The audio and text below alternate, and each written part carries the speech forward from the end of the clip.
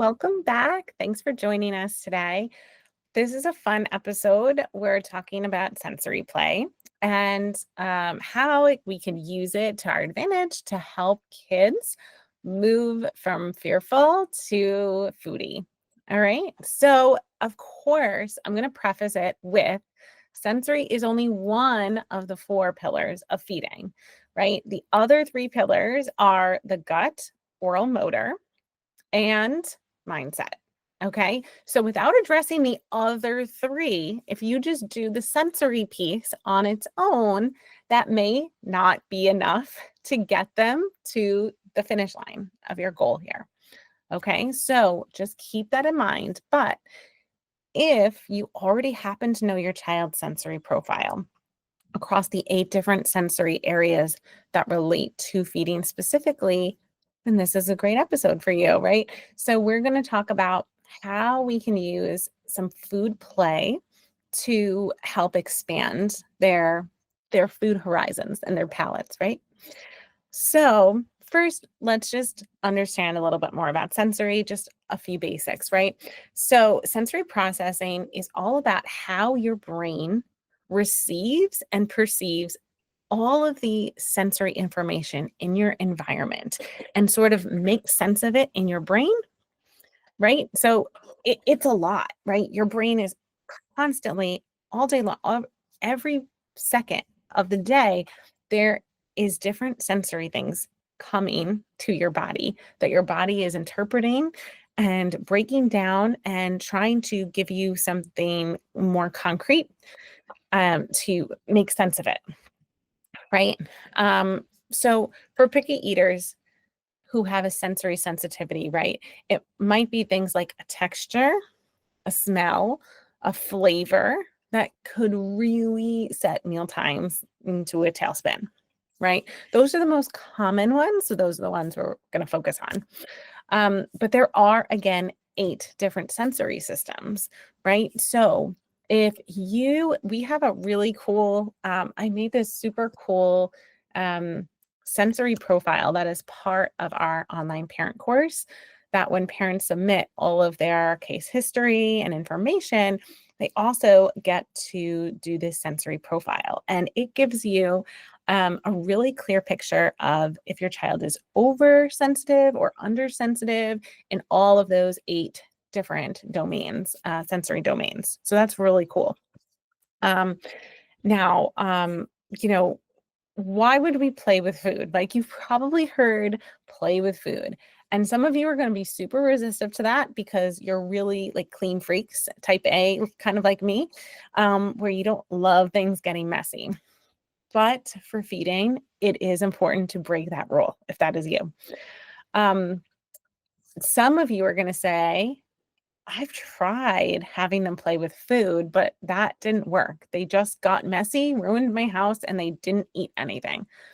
For those parents, what I would tell you is, again, sensory is only one area.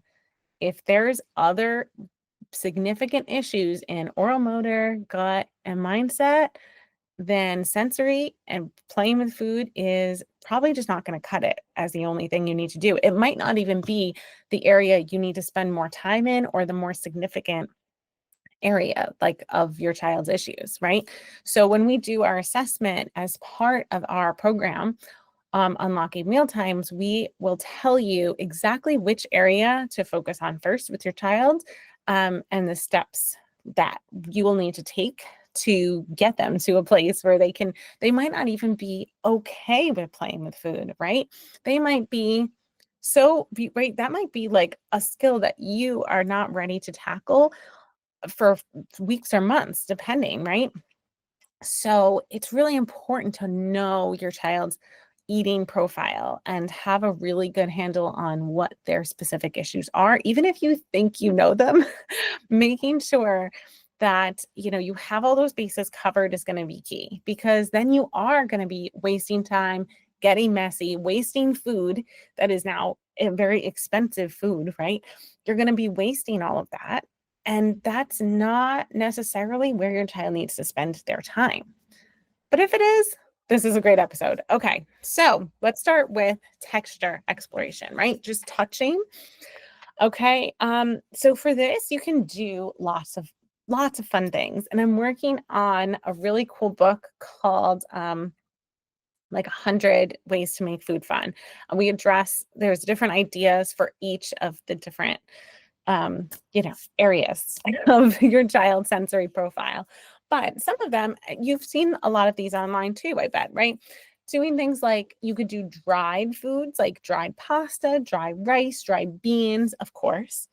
And then doing like little experiments like, oh, what if we cook it? What if we put it in the water? What if we put food dye in it? Like just changing some of the sensory aspects of it. It might be just looks different visually, or you might change it texturally, right?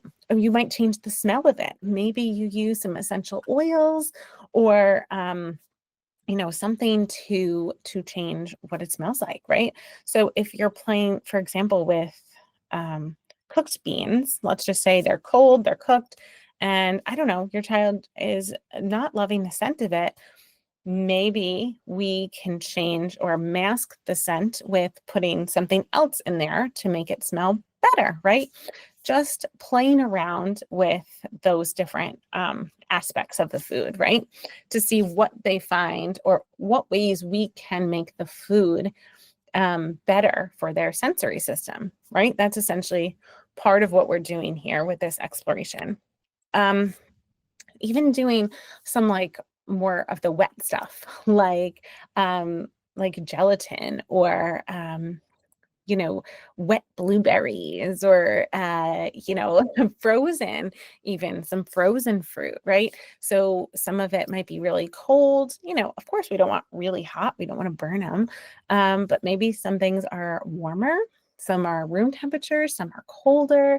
What jives with your child? And, I was just as surprised as any. My son loves frozen things, right? It wouldn't be something I would have thought of necessarily, but now knowing that as part of his profile, sometimes when I'm introducing a new fruit or something, I'll introduce it frozen first because I know his sensory profile and his preferences really well, right? So, when you're playing with the food, you can encourage them to sort of move up the hierarchy and getting closer to the mouth, but don't make it the expectation that they have to eat as part of the play. Let play be play and just let it how it is. If they happen to take a bite, amazing, but absolutely have zero expectations for that, and it'll probably go better that way. I think a lot of parents get stuck on, okay, you played with it, now it's time to eat it. And that might backfire on you because when you set up that expectation, you're not really engaging in the play. You're really doing a little play, waiting, and then hoping that they're going to eat it. But let play be play, please. Really. It's important because they really have to not feel there's like an energetic resistance that you start to build up when you're expecting them to take a bite that they can literally feel because you'll know it. The second you're like, I want them to take a bite, they'll be like, I'm done with this. I don't want to play anymore. Right? Tell me I'm wrong. I've had that happen to me many times, right? I know it's really hard because you do want them to take that bite, but I'm really going to urge you to just try to take a step back and just play with it. If you have cubes of things, you can build towers. There's lots of fun experiments you could do, making things, using toothpicks or making little cars. You can do some fun things with food and play some fun games. But while, if they're just touching it, you might want to do things like modeling, bringing it to your mouth to near your nose to smell. Not that you're going to eat it, but just, or like you might try to then, if they're fine with touching it, can they balance it on their nose or put it on their head? Right. So you just want to try to move closer from their fingertips closer to their face. And it might start on their arms. It might go to their head. Babies actually will put food on their head as part of the learning process. And sometimes we forget about that. But a lot of our our kids really do benefit from that full body sensory experience before they get to the mouth, right? The mouth is the last place, the fingertips, and sometimes not even the fingertips. Sometimes it's the utensil that the finger is holding the utensil and it's on the end of the utensil, right? So sometimes it's from there and then traveling, all the way, up the arms to the head face, right? To the cheeks, to the lips, right? So there's a progression, right? So whenever you're playing with the food, try to get them from the fingertips to moving it up their body in some way, okay? You can do fun things like painting, using yogurt or pudding, pureed fruits, right? Things with food dyes. And of course, for me, I always go natural with food dyes. And there's lots of really cool fruit powders that you can use to naturally dye your foods. So you don't have to use those toxic dyes. Okay. So instead of using brushes, although if they're insistent, yeah, have them use the brush. But if they can use their finger, even better.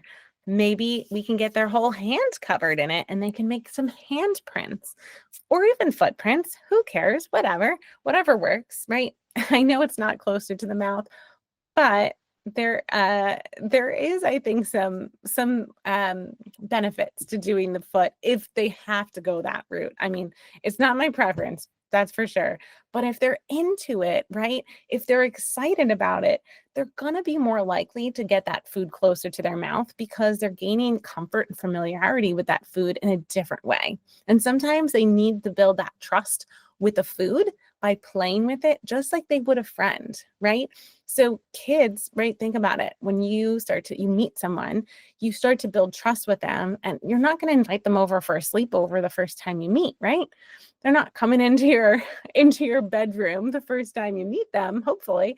Um, so playing with them and getting to know them in different ways, smelling them, touching them, putting it on our different parts of our body will help them gain that comfort and familiarity, just like they would a friend, right? So that's what we're doing. Okay. You can even do things like I spy, like hiding different things in, the pantry or the refrigerator, doing things with like scavenger hunts, leaving them clues, playing hide and seek, maybe hiding foods different places around the kitchen. And then that you have to maybe grab them or do some sort of, shopping trip. Like these are the things on the list. Let's get them as fast as we can and put them in our cart, right? So for kids that are afraid to touch food, they might not even care because they're having so much fun and they're just grabbing things fast, right? So lots of things we could do. You know, and I did say this already, right? Non-pressure. So we're non-pressuring them to eat it. We're just trying to get it as close to the mouth as possible. If they should happen to put it in their mouth and eat it, amazing. I would actually try not to make a big deal about it if that's what happens. If you are playing with some food and they do put it in their mouth, I wouldn't go, oh my God, wow. Do you like it? Was it amazing? I knew you'd like it, right? And that is going to be pressure. Again, it's pressure to like it. Oh, I want mom to be happy. I want her to smile. I hope I say the right thing. Don't say anything. Sometimes kid will put a food in his mouth. I just look the other way. I pretend like I just saw something really interesting out the window or on the ceiling. And then I might glance at them.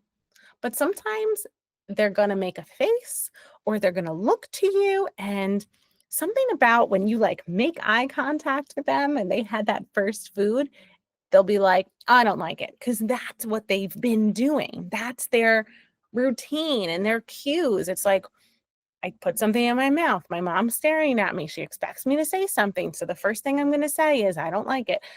Just don't look at them. Don't say anything. If by chance they look at you and go, Mom, I tasted it, and they're very proud of themselves and they like it or whatever, feel free to, roll with that then. But that is it. I would say wait for them to show you excitement before you bring it back to them. Okay. Um, So that non-pressure, just exploration, you're just building trust like you would with a friend, okay? And again, sometimes we don't have a great experience with a friend the first time we meet them, but sometimes after, playing with them, being around them more often, we get to know them, we get to like them better, right? So we can approach new foods just like we would a new friend. And you can explain that to your child. Like, this blueberry, you don't really know it yet, just like you didn't know your friend Thomas. And now look, you and Thomas are best friends, right? It's the same thing. This is just a new friend, and we're just going to play and we're just going to get to know them just like we would any other person, right, in our lives. And the more you do that, right? And for older kids, it might be cooking, right? Cooking is going to be getting to know that friend in a non-pressure way that's going to, hopefully, you're going to be having fun. You're going to be cooking, messing around, right? You don't you don't have to like it the first time. You don't have to try it the first time you meet. You just have to have a good experience with it. And that's what food play is all about. We're building positive experiences with food. You need a lot of positive experiences before kids who are fearful are going to try that food, right? So we have our spectrum.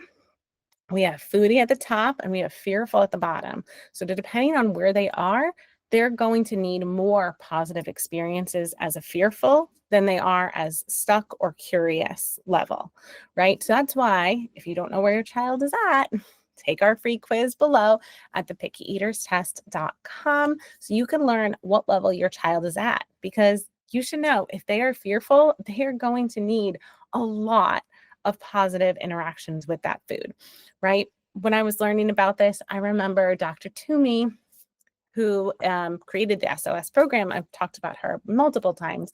She said for every negative experience, you need 100 positive experiences to counteract that. So whether or not that is true, the idea still stands. We need to build positive experiences with those foods, right? So I hope you guys got a lot of ideas and some insight about what it means to do sensory play with food and how you can implement it with your kids at home, maybe this week, right? And it doesn't have to be like a big production. It can be something as easy as shooting them into the garbage pail. Maybe it's leftover food on the plate that you would normally give to your dog. Instead, maybe let's just make it into a game. You can start super small like that. Okay, so hope this helped. If you have ideas or questions, please let us know. And, we will see you again next week. Thanks so much. Thank you for listening to How to Unpicky Your Picky Eater. To learn more about achieving your child's feeding goals, check out Christine's website at foodologyfeeding.com. And be sure to tune in next time to How to Unpicky Your Picky Eater.